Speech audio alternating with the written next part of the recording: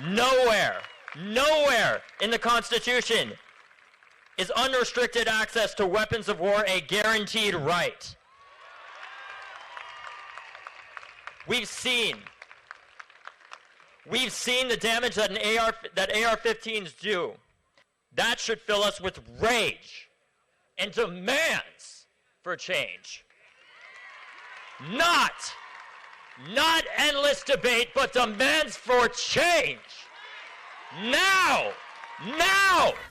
That is gun safety activist and Parkland shooting survivor David Hogg speaking earlier this month at a March for Our Lives event in Washington. Stopping gun violence has proven to be one of the most important issues to Hogg, of course, but also to many other members of Gen Z. A new study, though, shows it's far from the only issue on that generation's mind. Here to break that down for us, Director of Polling at the Institute of Politics at Harvard University, John Della Volpe. He's the author of the book, Fight: How Gen Z is Channeling Their Fear and Passion to Save America. John, good to see you as always. So let's start with who we're talking about exactly, who this new poll looks at and talks to. Yeah, thanks, Willie. This is a poll. This is the largest Gen Z poll that I've ever conducted.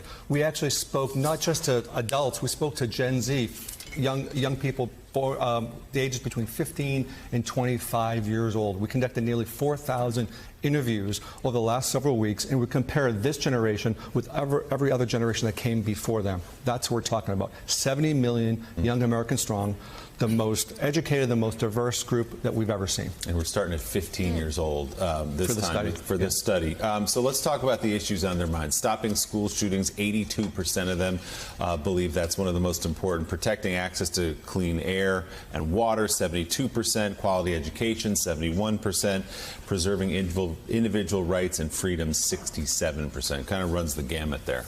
It does, Willie, but these are not the issues necessarily that we see elected officials talking about, that we see running political campaigns talking about. This is a generation that, frankly, is depressed. We talk a lot about the mental health challenges, half suffering from mental health challenges because they're oppressed. There's this concern about losing basic individual rights and freedoms, to be safe in school, to lose access to clean air and clean water, to have every child to have quality education, accessible education. Those are the top four issues. And when I write memos to political leaders and CEOs, et cetera, asking about Gen Z, they always say, why didn't you include legalizing marijuana? We had a list, really, of 26 different issues. That came last. Really? There are 4 or 5 key issues that are not being addressed that young people are asking to be part of finding the solutions for. And the 82% number on stopping school shootings gets at the broader support of the public for changing the way we look at guns, changing the way guns are legislated. And we're seeing some legislation coming out right now of the House and into the Senate. We think that kind of gets around the edges of that, but not at the core of what I assume Gen Z is worried about in schools. Well, it's certainly kind of a step, and I think that's the lesson that we learned, frankly, from the 2018 and 2020 campaigns, that they're willing to compromise as long as it doesn't mean compromising their values. You know, we saw that school shootings and gun violence was a key driver to political participation in 2018. We saw that Bernie Sanders and others were the first choice in the Democratic primary in 2020, but they voted record numbers for Joe Biden, and I suspect that they're not going to be quite satisfied, but the only way I think they appreciate to see more significant change is to continue to engage on the local level, as we saw with 400 rallies just a few weeks ago, but also at the federal level as well in the midterm elections. Joe? Yeah, hey, John, so let's talk about the environment. I've noticed that whether you're talking about climate change, whether you're talking about just about any environmental issue, I'm struck by how often not only my kids, but so many other kids, regardless of ideology, seem focused on the environment. You know, we've seen for years Democrats talking about the importance of the environment. We've seen for years Americans placing it sometimes near the bottom of their priorities.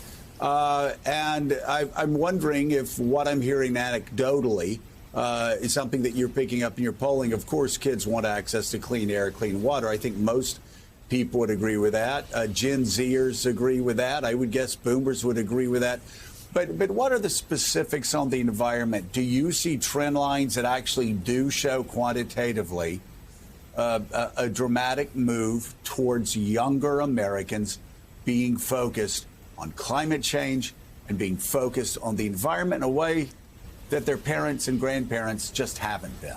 Yes, Joe. So a couple of points. Number one, this survey, I do a lot of work at the Harvard Institute of Politics. As we know, this survey is not a Harvard-related project. This is a private survey that we conducted with groups that are concerned about the future of education, Murmuration, and the Walton Foundation. However, when I look at the Harvard data, I've been tracking for 15, 18 years a series of questions, one of which is about solving climate change. And every single year, as the American electorate becomes younger, first millennials and then Gen Z, we see an increasing level of younger people believing that significant government action is required to attack and solve climate change, even at the expense of economic growth. That's the way we've been asking that question. And every single year, we see a growing level of support, Joe, both among Democrats, but also among Republicans across the generation. Yeah, I do think that it's going to be a growing trend, regardless of party affiliation. One final thing, fascinating polls that I've seen coming out the last day or two. As a pollster, I just want to get your opinion on it. We see bad news about Joe Biden every day. That Joe Biden's failing in this way, Joe Biden's failing in that way, lowest approval ratings here. I mean, you've seen it. It is constant. Joe Biden falls off his bike. Breaking news at 11. Global inflation, all Joe Biden's fault. And yet there's a poll that comes out in New Hampshire, which is, I think you'd agree with me, and most people in politics understand it's one of the most important swing states in America, primaries especially. Joe Biden's ahead of Donald Trump by 7 points, 50 to 43%.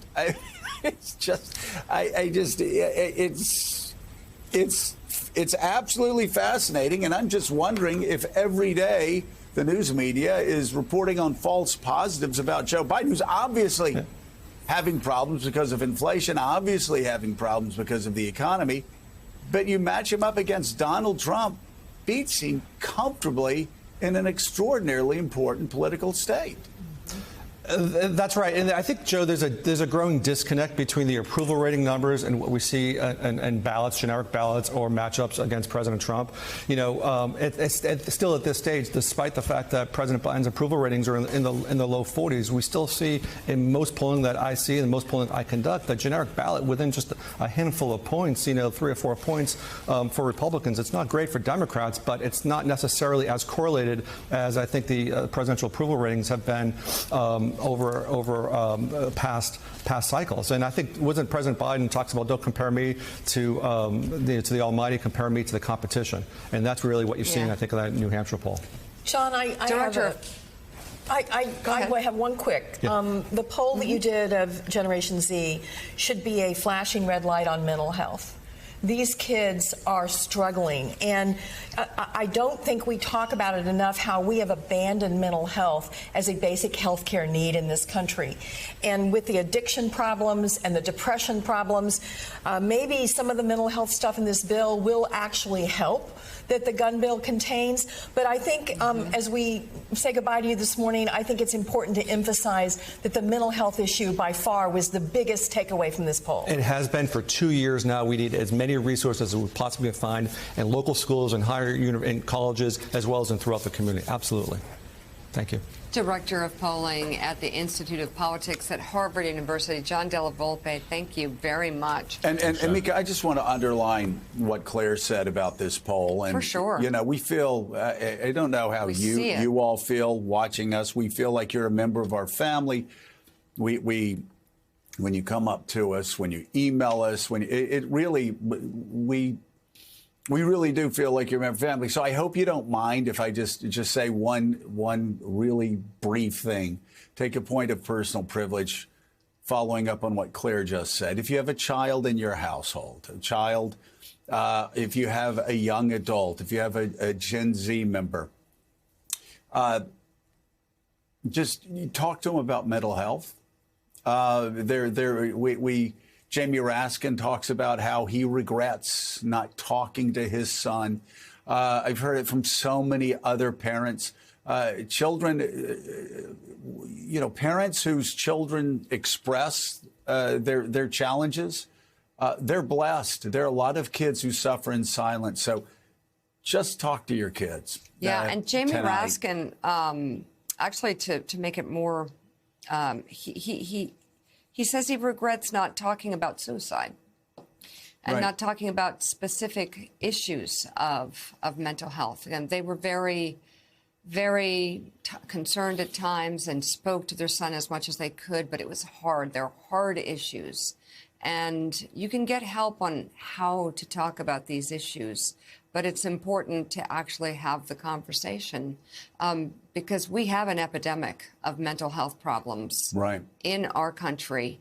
And boy, has that been exacerbated, brought out, and heightened and highlighted by COVID. And you know, we talk a great deal about the impact of social media, of Instagram, on young women, on young girls, depression there.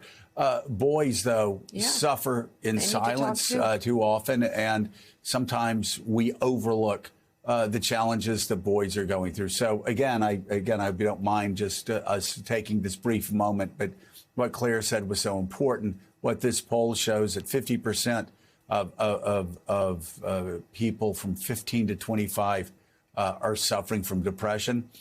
It really helps to talk to your children, to talk to your loved ones, and get it out there.